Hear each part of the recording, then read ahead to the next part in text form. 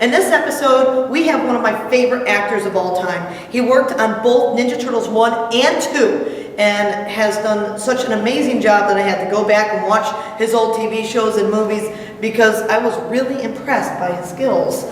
So thank you, Ernie Reyes Jr., who was Donatello's stunt double in the first movie, and he was Keno in Ninja Turtles 2, The Secret Ooze. Thank you so much for joining us. Well, thank you for having me. I'm excited to be on Cowabunga Corner. Oh, it's a great honor. And we're so excited to get to share your stories here. And I'd like to start with, you got into martial arts at a very, very young age. That's right. And your dad was your inspiration on that, right? Well, actually, my dad was my martial arts teacher, and he had his first martial arts school before I was actually born. And he was a champion martial artist and was inducted into the Black Belt Hall of Fame for, his basically teaching and training other champions. And we used to travel all across the country doing martial arts demonstrations with his team called the West Coast Demonstration Team. And that's eventually how I got into the entertainment business. We were doing a martial arts demonstration in Las Vegas, and the lady who eventually became my manager, Sally Baker, saw me doing the martial arts demonstration. At the end of it, came up to my father and said, does he speak English? Like, I'm a manager, I've been in the entertainment business for 30 years, I'd love to, represent him and see what I could possibly do. And it didn't happen right away. A couple years later, we ended up moving down to Los Angeles, and the first movie that I worked on was The Last Dragon, which was Barry Gordy's Last Dragon. It was a Motown production, and they eventually, with Disney, developed my television series, Sidekicks. Yes, I remember Sidekicks. Now, was that filmed at here in the Los Angeles area? Which studios? It was filmed in Burbank at Disney, and it was so cool. I mean, it was such a great time, growing up. I had my own TV show. I was on the Disney lot. I would ride my scooter around the lot, like, hey, there's, Leave It to Beaver's house, or, we would just, it was just such a great time. And, the Disney studios, in I think it was 85 or 6 that we were actually shooting, has grown a lot since then. It didn't have the animation building across the street, but it was a great time and a great experience, and I really loved working for Disney. It was great. That was an amazing series. I remember going back and catching the reruns later, but with the show itself, how much as a child did they have you filming and working on Sidekicks? We were working all day long, as much as I possibly could. In terms of like being a child actor, you can only work so many hours in the day. But we were working, and then I'd go off and go to school for a period of time, and they would set up the shot, and then we would take a break, and I'd go out and film a fight scene, and then come back and go, Spain is here. You got into the Ninja Turtle first movie back when there was barely anything of Turtles out. There was the comic books and role-play games. The cartoon was just barely starting.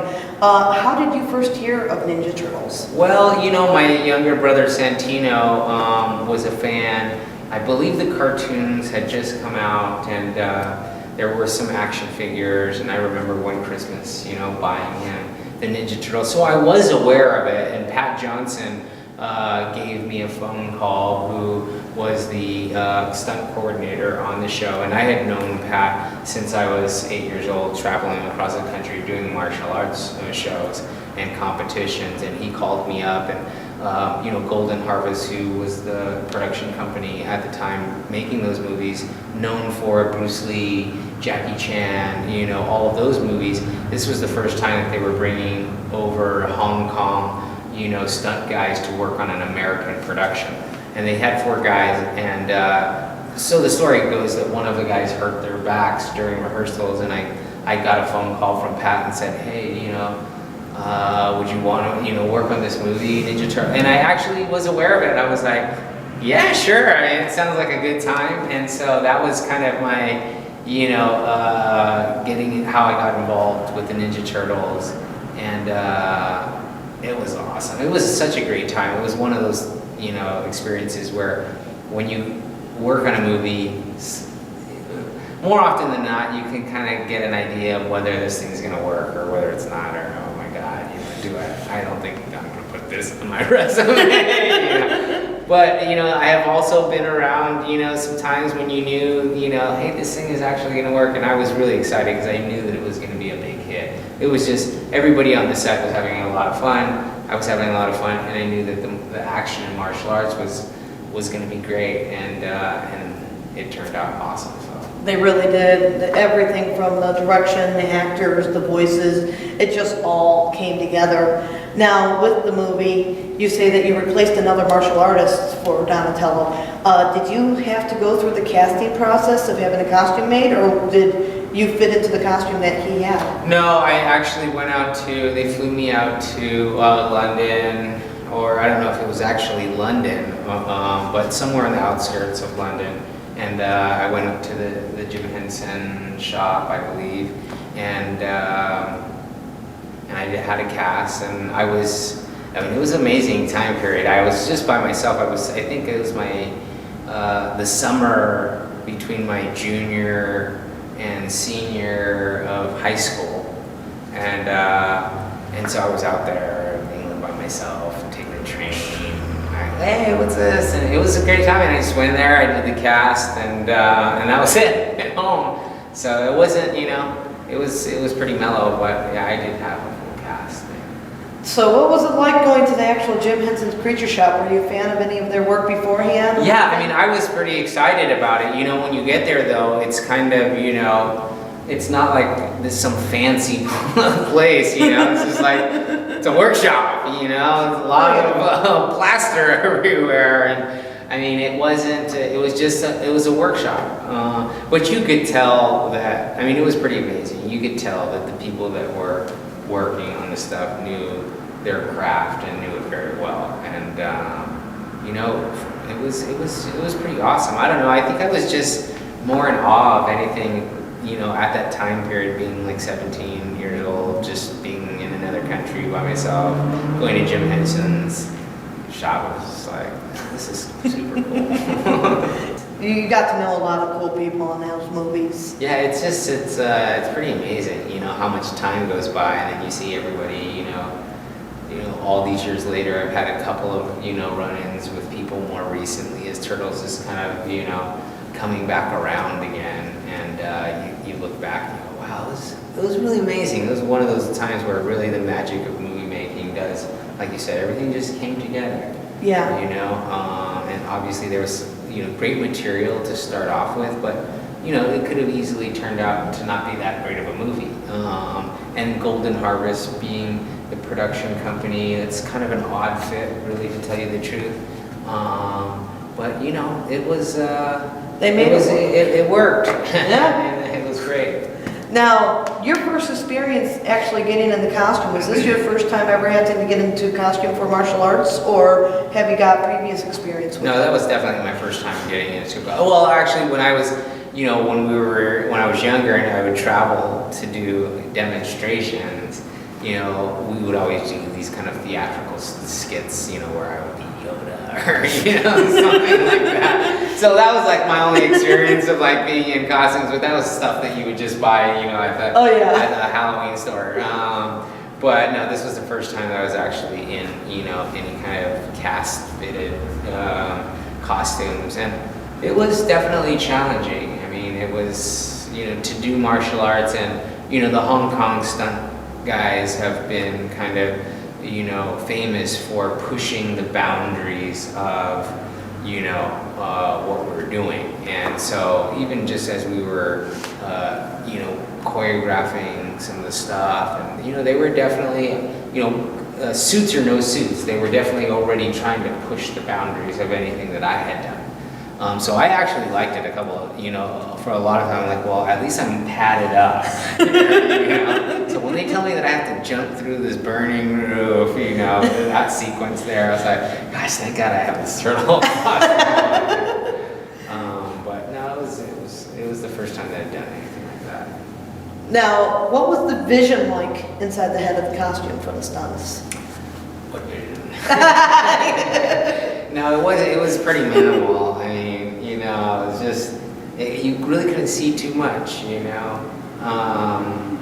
But, you know, working with all the guys and you know, lots of rehearsals, you kind of just go by feel more than anything, you know. So, you know, my ninja training came in handy. With the movies, working on Turtles 2 had to be a lot easier being out of the suit. Was there anything you enjoyed about being in the suit from the first film? Not so much. No. I mean, I was happy. I was ecstatic that I was out of the suit. You know? Yeah. And we filmed both, you know, movies, you know, in North Carolina, and so, you know, it was a very familiar production offices, familiar stages, you know, familiar weather and humidity, and so to not be in the suit, I mean, that was like really an amazing time period, you know. It's like, we worked on the movie, and I loved working on the first one, but it was a lot of hard work. I mean, we really worked hard, and, you know, it was hot.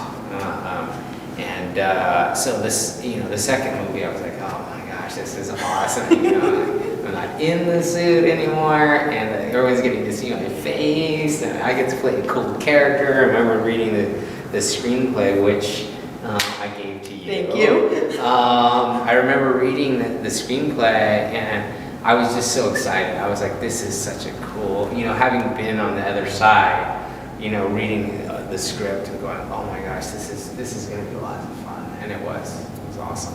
Definitely. Now, how did they approach you about the character of Keno? You know, Golden Harvest again, who you know, they produced the movies. I had kind of, you know, talked to them, and they were really happy with the work that I had done. Like I said, most, you know, they were used to working with Hong Kong martial artists and stuntmen, and they didn't really have too much of an experience of working with American guys, and they were really happy with the stuff that I had done. And so, you know, by the end of the first movie, you know, I think it was maybe at the wrap party, they said, you know, if this thing works out, you know, the way that we think it will, you know, we're going to bring you back, you know, as a human character. So I had already kind of, you know, gotten kind of a heads up, and so yeah, they wrote me and they created that character specifically for me, and that was really Golden Harvest. You know, it was really their doing that, you know, kind of made that happen. But yeah, they just wrote me in, and so I knew, and I was just kind of waiting the whole time for the script. I was like, oh my gosh, are we gonna do it? And we'd filmed actually the following summer, so it was pretty quick. You know, it was like, we made the movie, it came out, and then we were right into production right away. Was how much of a success? That's understandable. They just had to keep writing it. It had to keep going. So yeah, that was how that came about.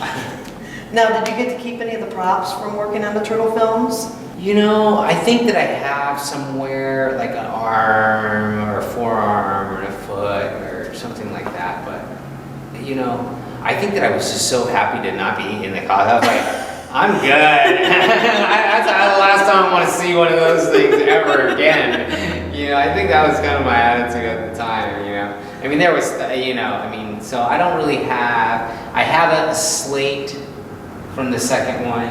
They offered to, you know, the cast and crew members, you know, if they wanted slates, you know, made that they could. And so I have one of those. I think I gave it to my dad, so it's somewhere, which was pretty cool. I don't think too many people got those, actually. I was like, oh, this is pretty cool. So it's like Secret of the News slate. That's cool. It's pretty cool. That sounds cool. Yeah, I'll have to find out where that is. It's somewhere floating around. Now, what was the most funniest time you can remember on the set of either of the movies? I don't know, to tell you the truth. You know, what funny moments that I had.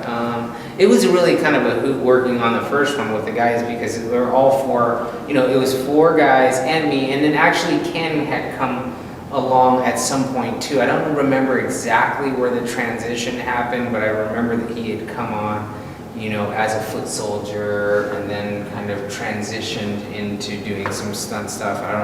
I can't really remember if it was one or He two. took over in one for stunt because the actor who played Raph broke his nose when face collapsed in. That's right. Okay, so I knew it was something like that, and but for the most part, when we were doing the stunt stuff, it was 3 Hong Kong guys and myself, and they barely could speak any English, so it was kind of funny trying to rehearse fight scenes, and they're talking, and they really couldn't speak any English, to tell you the truth. It was like, no, this. So, but that was probably the funniest thing working with them. And then one of the guys, who did the stunts for Leonardo, his whole mantra the whole time was more danger, we need more danger. And I'm like, it's already dangerous as it is. Like, I'm already like falling on my neck here.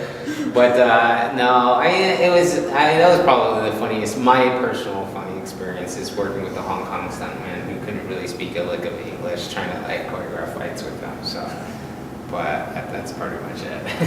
Would you ever want them to do a DVD exclusive pack where they could add interviews or commentary? Would you be up for it if the companies came to you for that? Sure. I mean, anything Ninja Turtles, I'm happy to be part of.